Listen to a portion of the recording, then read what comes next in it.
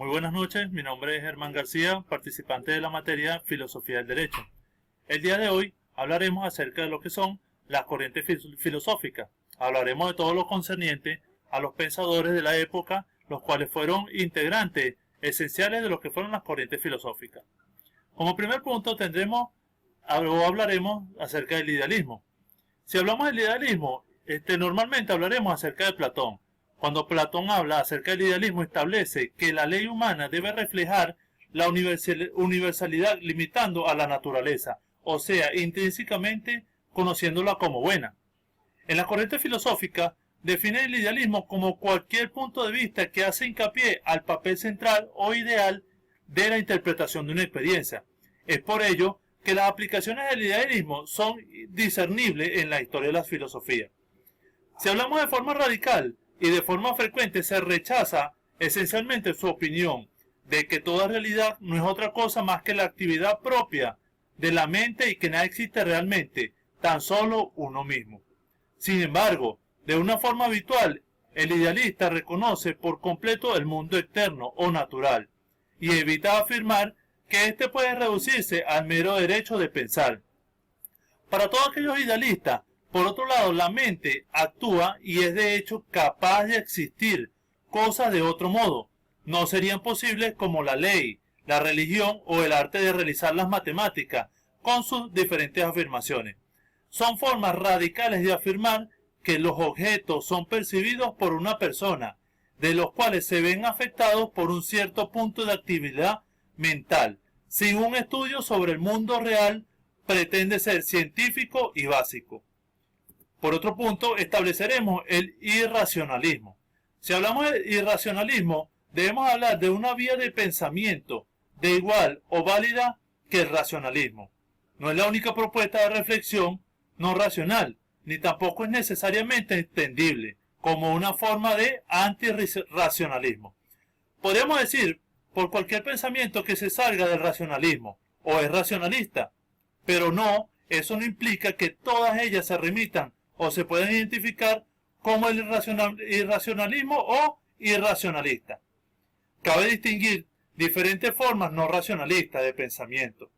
El irracionalismo para ello sería toda aquella relación que queda al margen de la razón, y lo antirracional es lo contrario de la razón. También establecemos lo suprarracional, que sería lo que está por encima de la razón o es superior a ella. Para Schopenhauer, uno de los lectores de la época, estos lectores de la época eran esencialmente las personas que conocían acerca de estas corrientes filosóficas.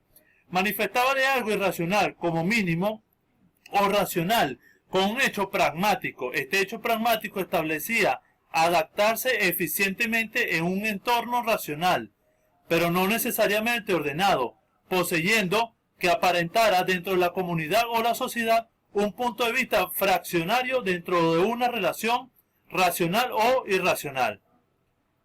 Como otro punto de vista tenemos el positivismo.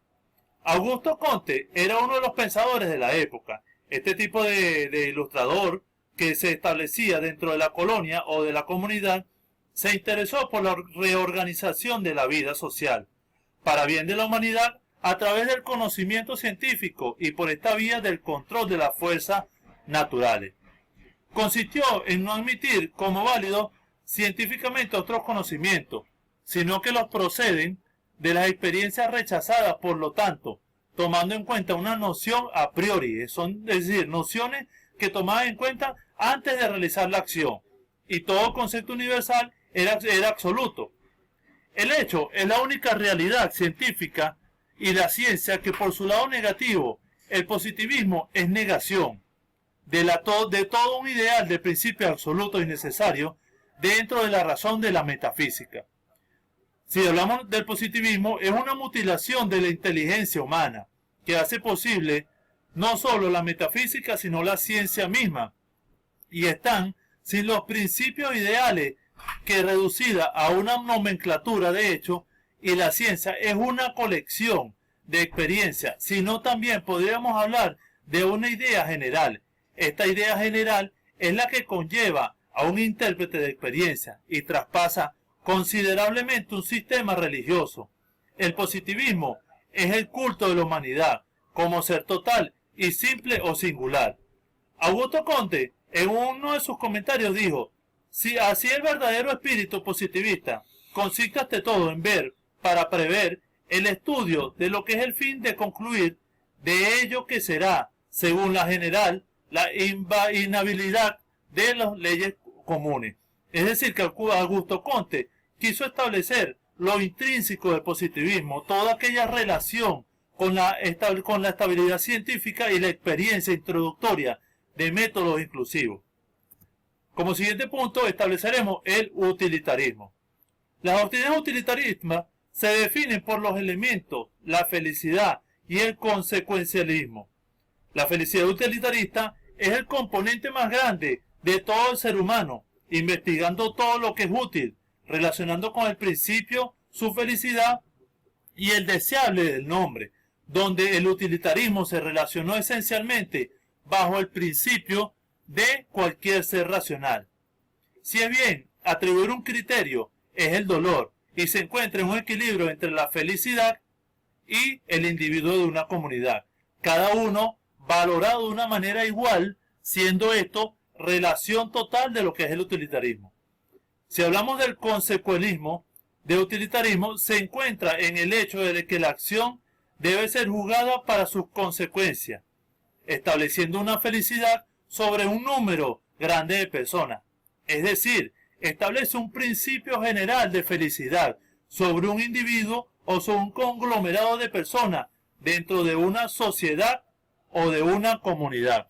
Dentro de los pensadores que se estableció esencialmente sobre el utilitarismo, tenemos a John Stuart Mill, uno de ellos que en su momento estableció que es mejor ser un ser humano insatisfecho que un cerdo satisfecho.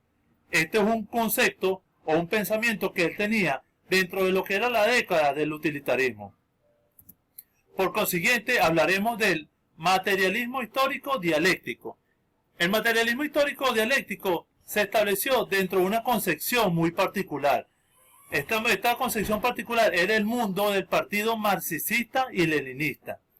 Llámese materialismo dialéctico porque su modo de abordar los fenómenos de la naturaleza se establecían sobre un método de estudiar estos fenómenos y de concebirlo, el dialecto y su interpretación de los fenómenos de la naturaleza.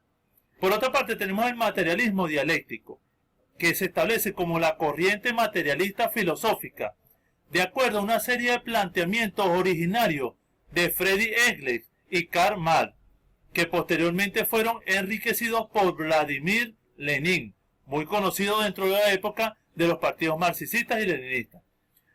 Siendo estos miembros de la Academia de Ciencias de la Unión Soviética, todo esto se desarrolló dentro de los partidos de la Unión Soviética marxistas y leninistas. Acuérdense que hoy en día se establece la ex Unión Soviética. Por esta razón, dentro de este contexto histórico, todavía se mantenía lo que era la Academia de esa ciencia. El materialismo histórico es la extensión de los principios del materialismo dialéctico, es decir, que guarda una relación intrínseca sobre un estudio de la vida social, de la aplicación de los principios del materialismo dialéctico, sobre una serie de fenómenos de la vida social, en un estudio de esta siempre tomando en relación su historia.